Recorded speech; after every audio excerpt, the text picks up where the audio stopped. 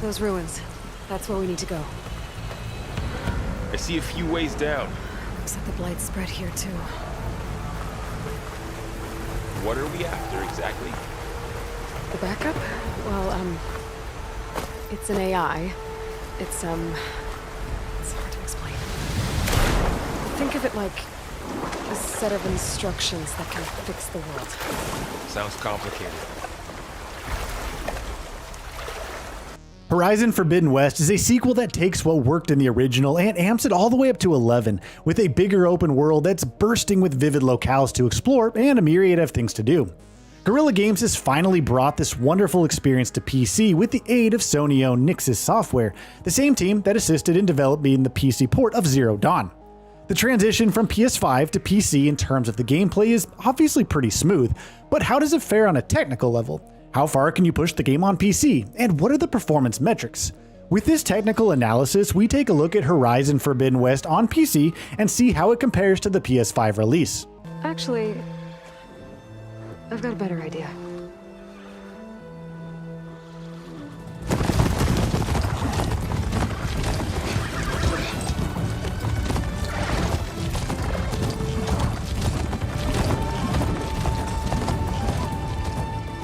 PC requirements, test bench specifications, and graphics settings menu. To run Horizon Forbidden West on a PC with low settings, you need to have at least an Intel Core i3 8th generation with a GTX 1650 4GB and 16GB of RAM. However, if you would like to bump the settings up to medium or high, you would need an Intel Core i5 8th generation with RTX 3060 and 16GB of RAM.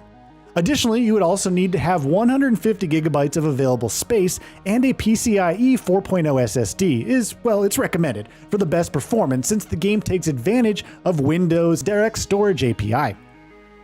For our tests, we ran the game on a PC comprising an AMD Ryzen 5950X, NVIDIA RTX 3080 Ti, and 32 gigabytes of RAM.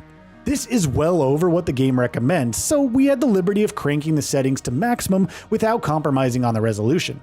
Starting off with the settings menu, Horizon Forbidden West gives a vast breadth of graphical sliders to choose from, ranging from texture quality to anti-aliasing and much more. Helpful labels do a good job of informing what these settings actually do, but having corresponding screenshots or clips that actually demonstrate the visual differences between these settings would have been a lot more convenient. If tinkering with settings isn't your thing, you could always skip the individual sliders and just choose from high, low, and medium presets depending on your configuration. PC performance. Given our test bench specifications, we were able to run the game at maxed out settings. We turned the resolution up to 4K, turned VSync and NVIDIA low latency on, and turned dynamic resolution scaling to 60% through DLSS upsampling. Unlike Horizon Zero Dawn and other Sony first-party ports that require shader compilation, Horizon Forbidden West has finally solved this issue, and it starts up without any annoying compilation. That being said, there are a few seconds of shader compilation that happens during the transition from a skipped cutscene to gameplay, but it isn't all that impactful in the grand scheme of things.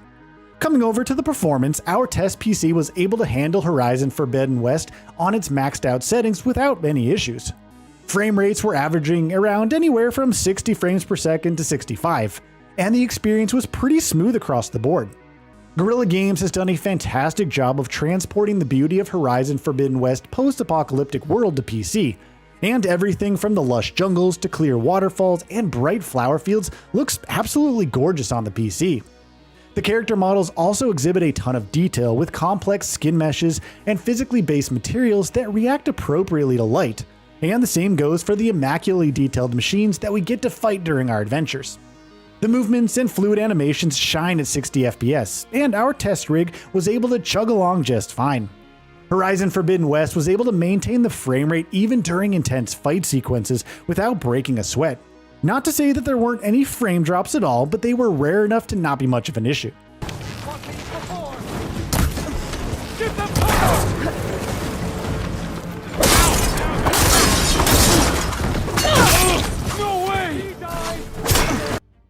How does the PC version build upon the PS5 release? Horizon Forbidden West on PC features some excellent quality of life improvements over the PS5 version, with two of the most notable features being support for multiple displays and ultra-wide screens. Players with compatible displays can play through the entirety of Forbidden West in a 32:9 aspect ratio, and the developers have taken care to ensure that the stretched out ratio doesn't cause any rendering issues. Furthermore, you also get to see an uncapped frame rate option, meaning you can run the game well over 60 FPS provided you have the required hardware. There are also better texture filtering options, the ability to switch between the PS5's impressive sky system or the PS4's comparatively rudimentary implementation. Interestingly though, Horizon Forbidden West on PC doesn't feature support for hardware-accelerated ray tracing. Much like the console version, all reflections are of the screen space kind, but it does feel like a missed opportunity given that it could help in making the PC version a lot more graphically stunning. Horizon Forbidden West also makes good use of Windows DirectStorage API to quickly load game assets into memory and reduce the time spent looking at loading screens. During our tests, loading a save takes only about 15 seconds or so from the main menu, and fast travels were equally snappy as well. Taking a moment to compare the Favour resolution mode on PS5 with the PC version at max settings, there aren't too many major differences to spot. Both versions of the game are identical in broad strokes, but there are a few places where the PC version takes the lead over its PS5 counterpart. Thanks to 16x anisotropic filtering, the textures look marginally better on the PC than on the PS5. Similarly, the level of fidelity in distant objects is also higher on PC than on PS5, and internal rendering resolution also looks to be higher. Again, these are mostly iterative upgrades as opposed to radical changes over the PS5 version.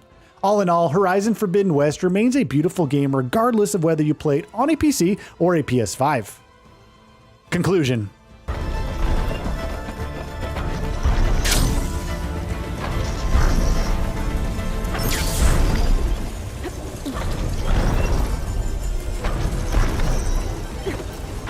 Nixxes Software has done a great job with this port, allowing PC players to witness the next chapter of Aloy's journey without any hassles. It's clear that PlayStation has learned from its past mistakes with the PC port of Horizon Zero Dawn, as this translation is a lot smoother with no rendering inconsistencies or long shader compilation times. All in all, Horizon Forbidden West on PC not only looks good, but also performs great with little to no frame rate drops during our tests. If you didn't get the opportunity to play Horizon Forbidden West on PS5, this edition of the game should serve you pretty well too, should you have the PC hardware to back it up.